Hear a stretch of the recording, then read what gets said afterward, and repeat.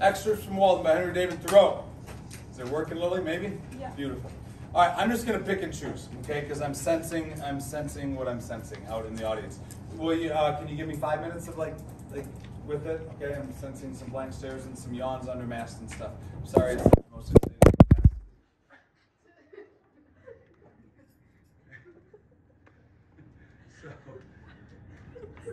That's the most exciting thing of the whole day right there, Lily. I don't think we pause the video, by the way. I think we keep that sucker going. Oh, yeah.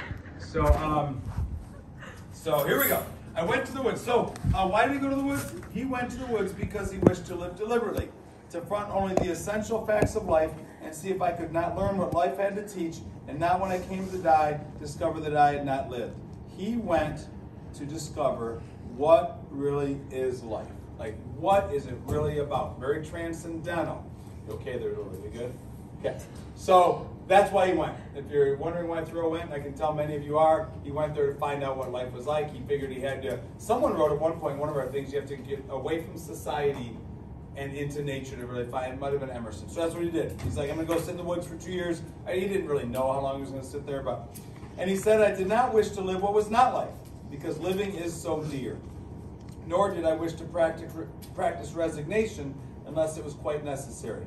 I wanted to live deep and suck out all the marrow of life. Dead Poets Society, the movie, a major quote in that movie. The marrow is in your bones, right? Like, so he's talking about getting as deep into life as you can possibly get and find out what it is. I feel like I'm kind of there right now, trying to find out what it's all really about, and I'm enjoying doing it along with you. I hope you are also kind of thinking about it. To live so sturdily and Spartan-like as to put to rout all that was not life.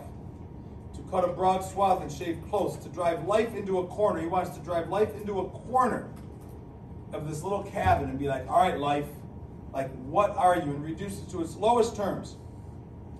And if it proved to be mean, if life sucks, he's like, oh, I figured out what it's all about, and it's not good. Well, then I'm going to get the whole and genuine meanness of it, and I'm going to write about it to the world. Or if it were sublime and nice and calm and kind, I'd want to know it by experience and be able to give a true account of it in my next excursion. For most men, it appears to me, are in a strange uncertainty about life. He's like, most people don't know what life really is. And he's like, I'm going to find out. They don't know if it's bad or good. And they think sometimes it's all just about religion. And he's like, I'm going to figure it out. So I'm going to go sit in a cabin for a long time.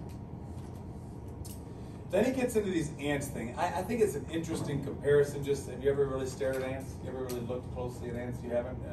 Okay, I have. Some people have. And Litany, what do? What do they give? Like, walk around and pick stuff up. Yeah, like they're just running everywhere and grabbing stuff and following each other. And if you watch a big pile of them, it's out of control. Like, even though they do get in lines and follow each other, which I think is interesting as well. And he's like, we live like ants. We just like are running and doing all this stuff. He says our life is frittered away by detail. If I were to make you make a list right now of all the things on your brain, all the little things that you're thinking about, it would probably be, I'm guessing, a lot. Tor, a lot of stuff on your brain right now, or not so much? No! You don't have much on your brain right now. Nothing ever happens in my brain. Tor, a lot happens in your brain. Are you not busy right now? I mean, I'm busy. I'm a one-track person, so I do it and move on to the next thing, and that's just all about all that happens. Wow, I wish I could do that. I'm like, Gigi's like, a lot of stuff? Why are you nodding? Like, you got all sorts. A lot of stuff. Keaton, a lot of stuff? Okay, that's like, I'm like, oh my God, I have so many things. I wish I could do that. I wish I could be like, I'm just going to be fine, take this. Then he gets to this quote, simplicity, simplicity, simplicity. I've mentioned that before. Yes, I have. I feel like it's on the artwork behind Maya back there. He wants us to simplify our lives. I started to think, by the way, last hour, I wonder if we could add something to the project, but I don't know how we do it. Something that you actually had to really simplify your life. But I don't know how you could quantify. Like, you still have to do your homework. Like, you know, you can't go to your science teacher. Like, well, Mr. George said, no more science, you know? So I feel like it'd be an interesting part of the project if you could really but I don't know exactly how.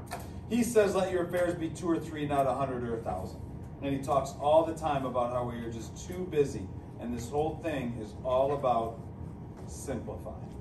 Okay, this whole paragraph is all about simplifying. I think about it every time I empty the dishwasher. I empty the same dishes into the same cabinet or cupboard or whatever, and I put it on top of all the dishes we never use.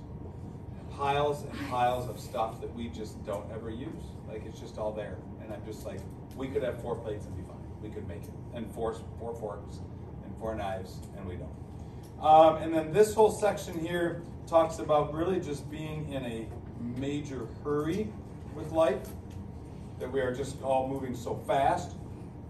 Also talks about, I think he talks about FOMO right in here, by the way. He says, hardly a man takes a half-hour nap. When he wakes up, he's like, hey, what's the news? As if the rest of mankind has stood as sentinels. Some give directions to be woken every half hour. And then they're like, hey, pray, tell me, anything new happened? Anything's going on with anybody? And this is like 1850. Like, imagine like how we are now. And I really think he's talking about how at that time, like, everyone's into so much about what everybody's doing. Fear of missing out what's really going on. Next part. I'm going to continue to skim with you. This part, he says we need no post office anymore. It's like, I've never gotten a good piece of mail, and all that mail is a waste. Could you imagine what he'd think about email? I mean, because he thinks we don't even need a post office anymore to get mail. By the way, I do think that mail's going to stop us. Maybe in the next like 10 years, I think mail might like end. The post office might close. What's that? Okay, packages, Amazon and whatever will still deliver, but mail, like U.S. Post Office mail, I could see it dying. And I also think it's really odd that we still, in our world today, as weird as our world is, that we have a box right by the road with all of our personal information in the mailbox. Like, and like weird stuff doesn't happen as often, like involving mail as like I feel like it should. Right? It should, not that it should, but it like people get like hacked and thank stuff you. all the time. But, Our like, world is weird enough. No one ever like steals my mail. No one's, I mean, that I know of. But in the middle of the night, certainly people could go around and just take all your mail. I don't get with it. I just think it's odd that right by the side of the road, we protect everything else, but all of our personal information's in a little box for you, if you want it, with no lock on it. I don't know. Anyway, all right. Time is but a stream I go fishing in. That was one quote that someone chose, and he really talks about time and the passage of time in this section. And then he starts to talk about, in the end, about why he left. And this, I'll wrap up right here. He said, I left the woods for as good a reason as I went there. Perhaps it seemed to me that I had several more lives to live and I couldn't spare any more time for that one. Okay, why did he leave? I quoted Thoreau at my resignation as basketball coach at the banquet. I said that. And people are like, why? Like, why are you stopping? I just feel like I have more lives to live. I'm going to go be a referee, I'm going to be a college coach, I'm going to be a whatever. And that's what he said. And then look at this. It is remarkable how easily and sensibly we fall into a particular route and make a beaten track for ourselves. I had not lived there a week before my feet wore a path from my door to the pond. We saw that path. He lived there a week, and then he made a path to the pond. And then he says, he's bummed by this, he says, 5 or 6 years later, and it's still quite distinct, it is true, I fear, that others have fallen into that same path. And he's like, why would they take the same path? They should make their own path. Why have they fallen into that same path? And then look at this quote. Do you recognize this one? The surface of the earth is soft and impressible by the feet of men, and so with the path that the mind travels. That's right there, right? Talking about those paths, it's right there. And then he says, how deep the ruts of tradition and conformity, right? All about conforming. And then he gives a final little thing for you, and he says, I went way longer than 5 minutes, I'm sorry everybody, or 7 or 8.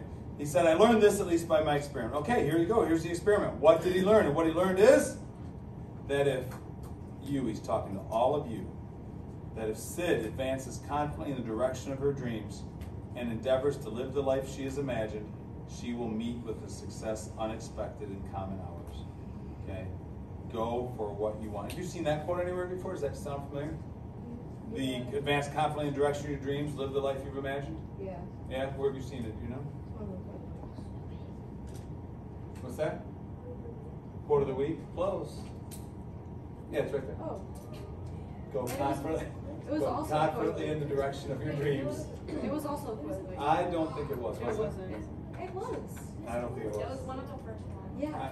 I have, wait, yeah, I've been writing them down. I don't think it was. Anyway, there it is. And I kind of didn't paraphrase, but I picked them, whatever. And that's what I want for you guys. I just want you to go for what life you want and then live the life you imagine because you put in the time to get there. Yeah, you did. Yeah. Was it one of the quotes? Yeah. Surprised. All right. Thank you, Nat. Okay, I'm done with Henry. I'm done with me. You are done with me, I can tell. I don't know, we have about 10 minutes left in class. You can start to work on your project a little bit. You can do something else useful. And I appreciate it. Have a wonderful day.